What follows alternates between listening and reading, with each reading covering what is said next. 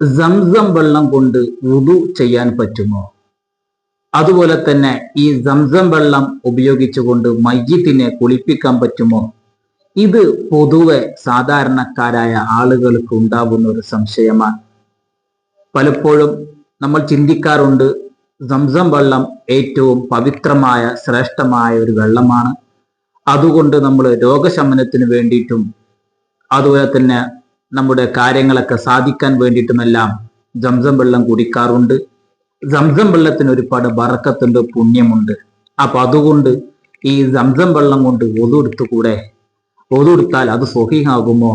അല്ലെങ്കിൽ ഒതു എടുക്കാൻ പാടില്ലേ? വളരെ പവിത്രമായ വെള്ളമല്ലേ സംസം വെള്ളം എന്നുള്ളത് അതുകൊണ്ട് നമ്മൾ പുണ്യമാക്കപ്പെട്ട വെള്ളമല്ലേ, ബറക്കത്തിന് വേണ്ടി ഉപയോഗിക്കുന്ന വെള്ളമല്ലേ, അതുകൊണ്ട് ഒതു ചെയ്യാൻ പറ്റുമോ ഇല്ലയോ എന്നുള്ളത് ഒരു സംശയമാണ്. എന്നാൽ ഷാഫി മദ്ഹബിലെ പ്രമുഖ ഗ്രന്ഥമായ തുഹ്ഫത്തുൽ മുഹ്താജിൽ ബഹുമാനപ്പെട്ട ഇബ്നു അജുൽ ഹൈതമി റളിയല്ലാഹു അൻഹു അവരും മറ്റുള്ള ഷാഫി മദ്ഹബിലെ പണ്ഡിതന്മാരെല്ലാം വ്യക്തമാക്കുന്നത്, സംസം വെള്ളം കൊണ്ട് വുദു എടുക്കൽ അത് ഖിലാഫുൽ ഔലയാണ്, നല്ലതിനെതിരാണ്. അങ്ങനെ ഒരാൾ സംസം വെള്ളം കൊണ്ട് വുദു എടുത്താൽ അത് കറാഹത്തല്ല, വുദു സ്വഹീഹാകും, പക്ഷേ അത് നല്ലതിനെതിരാണ്. അതുപോലെ തന്നെ സംസം വെള്ളം കൊണ്ട് മയ്യിത്തിനെ കുളിപ്പിക്കാമോ എന്നുള്ളത് ഒരു സംശയമാണ്. മയ്യിത്തിനെ കുളിപ്പിക്കലും അതും നല്ലതല്ല, ഒഴിവാക്കുകയാണ് വേണ്ടത്.